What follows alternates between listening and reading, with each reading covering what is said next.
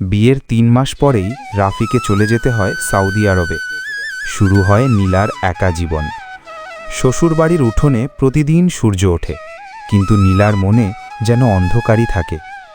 সকালের চা বানাতে বানাতে সে মোবাইলের দিকে তাকায়, হয়তো একটা কল আসবে। সময়ের পার্থক্যে কথা হয় খুব কম, তাও ২ মিনিটের বেশি নয়। পাড়ার মানুষ বলে প্রবাসীর বউ তো অনেক সুখে আছে, কিন্তু কেউ দেখে না রাতের বালিশ ভেজা কান্না।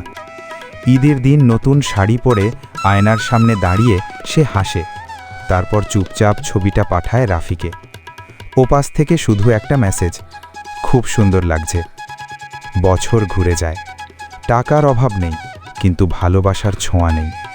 নীলা বোঝে প্রবাস মানে শুধু দূরত্ব নয়, একটা সম্পর্ককে প্রতিদিন নতুন করে অপেক্ষায় বাঁচিয়ে রাখা। তবুও সে আশা ছাড়ে না, কারণ সে জানে একদিন বিমানবন্দরের দরজা দিয়ে রাফি ফিরবে, আর তার সব অপেক্ষার কষ্ট এক আলিঙ্গনেই মিলিয়ে যাবে।